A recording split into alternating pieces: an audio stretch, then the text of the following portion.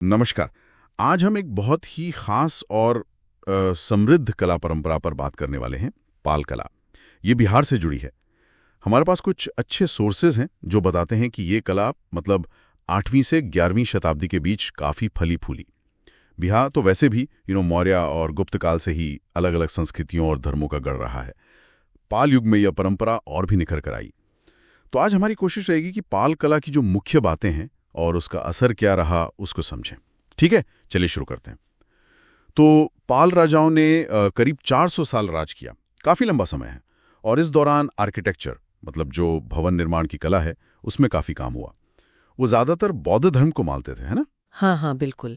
वे मुख्य रूप से बौद्ध थे और उन्होंने नालंदा, विक्रमशिला, उदंतपुरी जैसी जो बड़ी जगहें थीं, वहाँ कई सारे चैत्य और विहार बनवाए। चैत्य मतलब पूजा स्थल और विहार जहाँ बौद्ध भिक्षु रहते थे, मठ कह सकते हैं। अच्छा। हाँ, जैसे जो पाल वंश के संस्थापक थे गोपाल, उन्होंने नालंदा में एक मठ बनवाया था। लेकिन एक दिलचस्प बात यह भी है कि बौद्ध होते हुए भी वो दूसरे धर्मों के लिए भी मतलब सहिष्णु थे। ये उस जमाने के हिसाब से थोड़ी अलग बात लगती है। बिल्कुल, और यही पाल शासकों की एक बहुत बड़ी खासियत थी। देखिए, बौद्ध धर्म को राजा का सपोर्ट तो था, राज्य के संरक्षण जिसे कहते हैं, पर इसके बावजूद उन्होंने ब्राह्मणों को दान दिया और हिंदू मंदिर भी बनवाए। सच में? जैसे कोई उदाहरण है? हाँ बिल्कुल, जैसे पहाड़पुर जो अब बांग्लादेश में है, वहाँ एक बहुत बड़ा मंदिर मिला है, उसके अवशेष हैं। वो राजा धर्मपाल के समय का माना जाता है। और तो और राजा महिपाल ने तो काशी में, बनारस में सैकड़ों मंदिर और भवन बनवाने के लिए अपने भाइयों स्थिरपाल और वसंतपाल को खास तौर पर भेजा था। वाह। हाँ, और वर्धमान जिले का सिद्धेश्वर मंदिर भी इसी दौर का है, जो काफी सजावटी है। तो मतलब सिर्फ मंदिर मठ ही नहीं, उन्होंने समाज के लिए, पर्यावरण के लिए भी कुछ सोचा, जैसे पानी के लिए या बाग बगीचों के लिए। हाँ, ये एंगल भी इम्पोर्टेंट है, पानी के मैनेजमेंट के लिए और शायद थोड़ा घूमने फिरने, पर्यटन के लिए भी उन्होंने जलाशय बनवाए, तालाब और बगीचे भी। और शिक्षा पर तो जबरदस्त जोर था। अच्छा। हाँ। राजा धर्मपाल ने विक्रमशिला यूनिवर्सिटी की स्थापना की।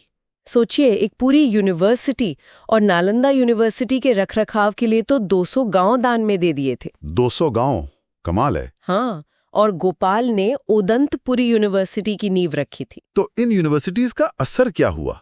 क्या ये बस यहीं बिहार तक सीमित थी या इनका प्रभाव कहीं बाहर भी गया? नहीं, बिल्कुल नहीं। यहीं तो बात और गहरी हो जाती है।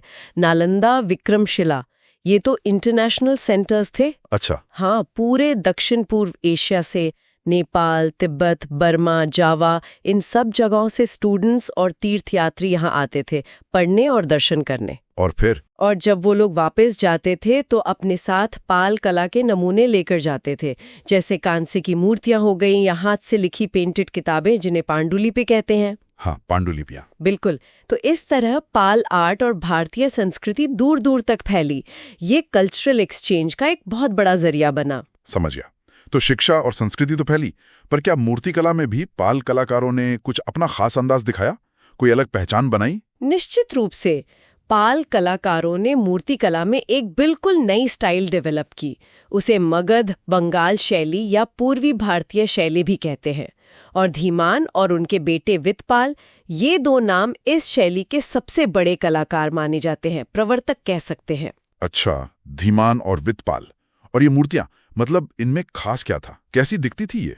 पत्थर कौन सा था? इनकी सबसे बड़ी पहचान है एक तो चिकना काला कसौटी पत्थर, ये एक तरह का बेसॉल्ट होता है। और दूसरा धातु का इस्तेमाल, खासकर कांसा, ब्रॉन्ज कास्टिंग बहुत होती थी। और ये मूर्तियां हाथ से तराशी जाती थी, बहुत डिटेल्ड होती थी। अलंकरण मतलब सजावट बहुत ज्यादा होती थी। जैसे क्या सजावट? जैसे खूबसूरत मुकुट होते थे, किरीट कहते हैं, हार, कंगन, ये सब पहने हुए मूर्तियां होती थी।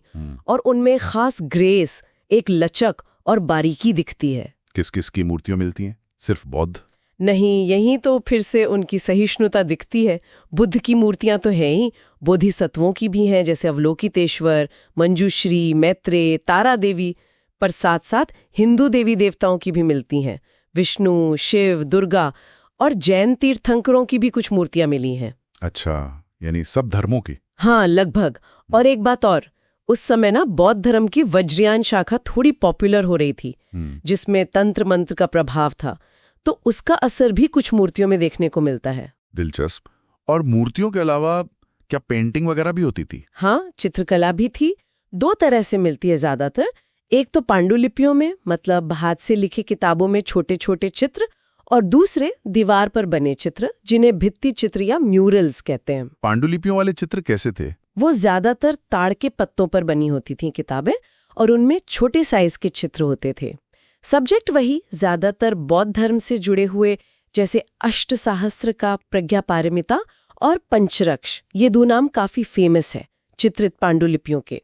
बहुत महीन काम होता था उनमें, बारीक लाइनें और रंग। और दीवार वाले चित्र, क्या उनमें कोई कनेक्शन था, जैसे अजंता की गुफाओं से? हाँ, कुछ विद्वान ऐसा मानते हैं कि इन चित्रों में जो लाइनें हैं, रंग है, उनमें अजंता स्टाइल की झलक लाने की कोशिश दिखती है।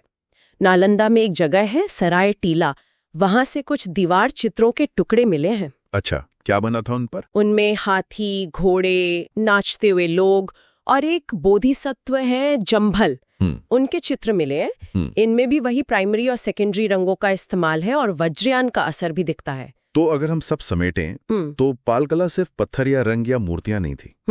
ये उस समय के बिहार के समाज, धर्म, लोगों की सोच, ज्ञान विज्ञान, सबका एक आईना थी, है ना? बिल्कुल। इसने शिक्षा को बढ़ाया, कल्चर को फैलाया और कला की एक अपनी एक अलग पहचान बनाई। सही बात है। हाँ, और ये सब समझने के बाद एक बड़ा दिलचस्प सवाल मन में आता है। क्या? देखिए, पाल कला तब फली फूली जब भारत में बौद्ध धर्म का असर धीरे धीरे कम हो रहा था। पाल राजा सपोर्ट जरूर कर रहे थे, पर ओवरऑल ट्रेंड डाउनवर्ड था। तो क्या हम पाल कला को भारत में बौद्ध कला का एक तरह से आखिरी शानदार दौर मान सकते हैं? एक लास्ट ग्लोरियस चैप्टर, एक ऐसा दौर जिसने न सिर्फ अपनी खुद की ऊंचाई दिखाई, बल्कि साथ ही साथ इन कला की परंपराओं को एशिया के दूसरे हिस्सों तक पहुंचाने के लिए एक पुल का काम भी किया। ये सोचने वाली बात है।